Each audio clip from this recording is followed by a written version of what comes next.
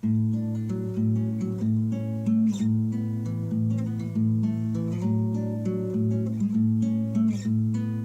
everybody, welcome back to Conscientious Omnivore. My name is Pal. Today I'm going to do a video that's sort of touching on topics I covered before in a video a long time ago, probably, it's like almost a year ago. Got some comments on that video recently, and then also want to address some stuff that has come up from Thaddeus Walker commenting on a video where I was showing the tomatoes that I was planting. So I appreciate all the comments and want to just get into that. So just really quick, the video I'm originally referring to is called Monoculture, Polyculture, Permaculture, and Veganic Growing Pros and Cons. I did it a while ago. It was in August of last year. I'll link it in the description or at the end if anybody wants to see it if they haven't seen it yet. Listening to it now, I'm kind of horrified at how loud I had the background music, so apologies for that. Hopefully everybody can still hear it and understand it. It seems like from the comments most people can, but I find it distracting now, so I've tried to keep the music lower in my more recent videos. But anyway, that's neither here nor there. I got a question on that video recently, and Ashley Bringer asked, do I think we can plant monoculture in permaculture? So I think what kind of like by definition I would say no, but I think I understand what they're getting at, and they ask if the species is perennial, for example, or simply if we give back what the environment gave to grow the one species, the non-perennial, we wanted. So I replied the following. I said, hi Ashley, sorry for the late reply, blah, blah, blah. Okay, so here's the question. I think there's lots of dangers in growing in monoculture. It's not just a question of the use of artificial fertilizers or erosion of the topsoil. There's also the danger of pests, blights, drought, etc. that can wipe out an entire crop or at least put it into peril. It's a practice that is counter to the way that nature seems to have worked things out. So what ends up happening is that it results in really unnatural outcomes. For example, a particular pest may prefer corn as its primary food, but if the corn is surrounded by squash, beans, and other plants, that pest may not be able to get too established because there are other competitors in the field. There may also be predators that come in to eat some of the bugs that like to eat beans, but they'll also happily eat the ones that eat the corn. The plants that can also work in harmony to allow for growing the same thing in the same field without crop rotation or the need for fertilizing. In this example, the corn and squash require a lot of nitrogen, but the beans actually produce nitrogen through a symbiotic relationship with a soil bacteria. The beans grow up the corn stalks, the squash provides ground cover for the corn and beans and keeps the weeds down because they produce so much shade. Having different plants growing can also provide insurance against unpleasant surprises in weather. Different varieties of the same plants can handle differing amounts of rain, cool temperatures, or certain pests. Even if we lose part of our harvest, some part may do quite well. I hope that answers your question, and this is the video now trying to address this question in a little bit more detail. If anybody is not sure of the terms like monoculture, permaculture, do check out that video or let me know in the comments here, and I'm happy to explain things further. But just a very, very brief summary is that in permaculture, usually what people try to do is mimic a more natural kind of growing ecosystem and have a lot of things that are called companion plants or, kind of like symbiotic, synergistic planting. So what that means is like, instead of using artificial chemicals and fertilizers and pesticides and herbicides to try and control the environment, we want to work together with the environment and basically acknowledge somewhat the limitations, but also some of the benefits that you can get by working with nature instead of trying to fight it. So as just a very brief example, like I gave the Three Sisters growing method that the Native Americans used, but also things like planting certain herbs and spices or onions or other kinds of things like that around fruit trees. That often is enough to ward off certain pests that might attack your trees or your bushes, things like that. So it's there's actually a lot to this. There's a lot of people who have done a lot of great work, and I talk about some of that in that video, so do check that out if you're interested. But today I want to also give you guys another insight that I actually just came across recently. A friend of mine sends very, very interesting articles via email to a huge mailing list, and if you're watching, you know who you are. But a lot of times, I barely get a chance to read through them because he has so many great articles and stories and what have you that he sends that I try my best, but I can never keep up. but recently I came across one that was just fantastic, and it's very relevant to this topic. So I'm going to actually share my screen here and show you guys the article. Let me just start this. Here we go. Okay, so this this article is called "Botanical Sexism Could Be Behind Your Seasonal Allergies." And this is talking about a phenomenon that is now affecting more and more places. With climate change, things are getting worse as far as allergies for people. There's a lot of crazy weather patterns that are changing, and yeah, just plants are being affected in very strange ways. Some plants are actually going into kind of like a second cycle nowadays because it's so warm for so long. So whereas before they would have gone into like a fall hibernation, some of them are actually going into like a double, pollination period. And yeah, it's just getting crazy. So they're showing this picture here. This was what was dubbed pollen apocalypse, hanging over the city of Durham, North Carolina. You can see this yellow haze over the entire area in the picture. And it was just an insane cloud of fine yellow and green powder pollen that was floating around in the air. And you can imagine, especially for somebody who's susceptible to allergic reactions to this kind of stuff, this is an insane amount of pollen. Like I can only imagine the suffering that these people felt. But even people who aren't allergic necessarily would probably, at these levels, at these concentrated levels, would probably have experienced some kind of like issues and watery eyes and what have you. So this article is fascinating. I definitely recommend it to anybody who's interested in growing and kind of like plants. But what this article is really talking about is somebody who started researching this because of the allergies that I think it was their spouse, if I remember right, the guy's wife was experiencing. And he started realizing that a lot of cities in the US have basically adopted what he's dubbed a botanical sexism. And what he was referring to is that there's a lot of different trees that have separate sexes for male and female trees. And the female trees, just like in other living organisms, they will produce the seeds, and the males will produce the fertilizing component, the sperm.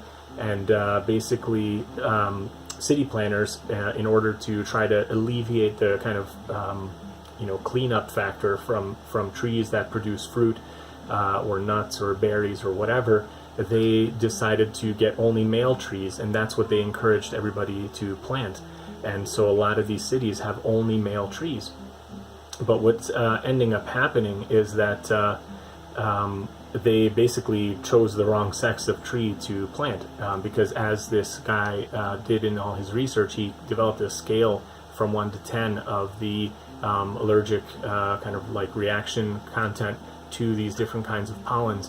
And what he's found is that the female versions of these trees are very low on the allergy scale, but the male versions are very high.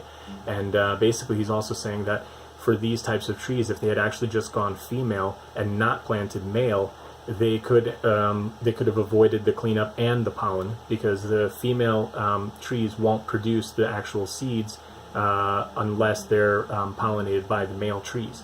So you would actually have avoided both the pollen and the allergic reactions that people suffer, and you would have avoided the cleanup. So it's actually this really crazy article, and I definitely think you guys should check it out. But basically, it's fascinating stuff. That he also talks about some of the trees that were decimated in the 1960s. Here it is: a virulent strain of Dutch elm disease. It was a fungal illness spread by bark beetle, which was stowed away on a shipment of logs from Britain. And the fungus wiped out some of the American city's longest-lived trees and left many streets almost entirely devoid of green or shade. So they're saying by 1989, an estimated 75% of America's 77 million elms were dead. That's a huge figure. And basically what ended up happening is that cities had to replant a bunch of trees. And since those times, since I think he said in the 60s, or maybe even since the 40s, if I remember right. Oh yeah, here it is. Perhaps the first trace of sexism in urban landscaping is in a 1949 USDA Yearbook of Agriculture. The book advised when used for street planting, only male trees should be selected to avoid the nuisance from the seed.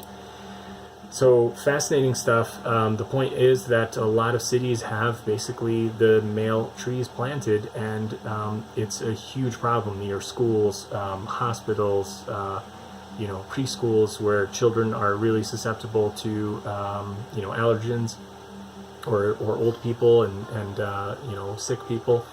And they're basically saying it's a huge problem, and what the guy's recommending is that as the trees are dying out, they should be replaced with less allergenic options.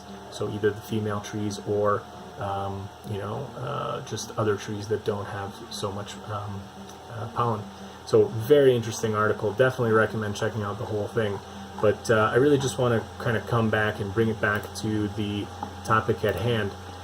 This is just one of those things that I kind of feel is indicative of kind of the problems that we have in the world today. I think humans have this kind of natural tendency where we think that we're really smart and we can figure out all this stuff, and that we just we can just muck around and change everything in nature or in our environment around us and have no consequences. And what people don't realize is that a lot of times we don't have all the answers right at hand. We don't have everything figured out.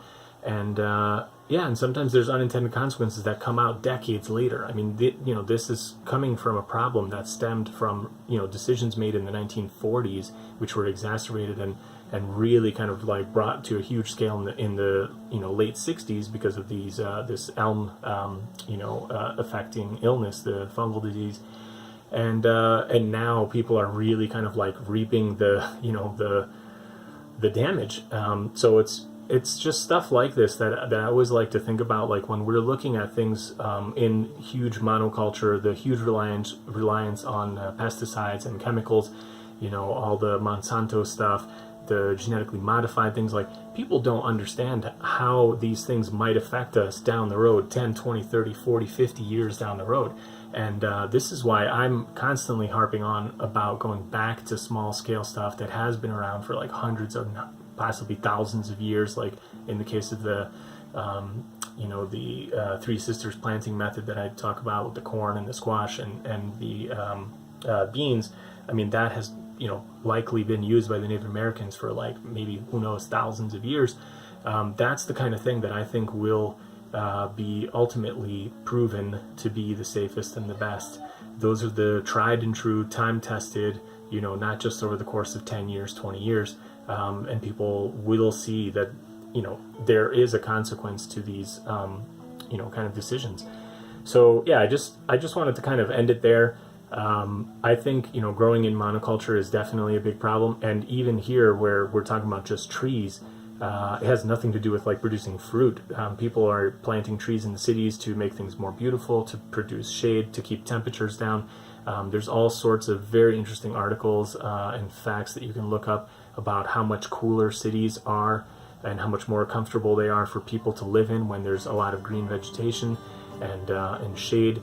I mean, you can actually produce 15, 20 degrees cooler weather with proper like trees being grown on the streets and providing shade over the concrete and the sidewalks and all this kind of stuff. I mean, it's a huge difference. And it's very important, but obviously you can make decisions like this where instead of even just leaving it to random chance and having both male and female trees, you probably still would have ended up with a better outcome than this, all because people just didn't want to sweep up extra stuff falling from the trees, like fruits or whatever. And I mean, someday I hope that we would get to the point where we're not using polluting fossil fuel burning transportation. Imagine a world where the streets are lined with trees and they are producing fruit intentionally, and it's fruit that you can eat because it's so clean that there's no smog, there's no acid rain, there's no any kind of like pollution or heavy metals or lead or toxins from the cars burning all this fossil fuels. And imagine that world where you can just be walking down the street and see an orange growing there in a more warm area, and just say, oh, nice, it's ripe, and just eat it. Or cherries in the spring in the north, or whatever the case might be. And what better way can we do to feed more people, and really just have a more ethical option for people to be eating. Even especially like homeless people. I mean, hopefully there wouldn't be homeless people because we would all help each other out. But I think this is just something that, as we work to improve the world around us, this is something that we can do. So yeah, that's it for today. I hope you guys enjoyed the video. Thaddeus, nice job on your tomatoes. Left you a comment there. I think, time will tell whether our tomatoes will kick in or not, but it's not a race. I'm just having fun. I never made a claim to be an expert in any of this stuff, so take everything I say with a grain of salt, do your own research. I did have good tomatoes last year. I hope to have good tomatoes again this year. We will see. And yeah, hopefully everybody's getting inspired to be gardening and growing. And if you're going to start small, I would say just get maybe like 1 or 2 of your favorite fruit trees and get a few small bushes like currants or raspberries, stuff like that, blueberries. Check in with people that are into gardening in your local area and find out what grows well for your given location, and then work with that. So if you like this video, give it a big thumbs up. See you guys in the next one, and thanks for everybody's support. See you.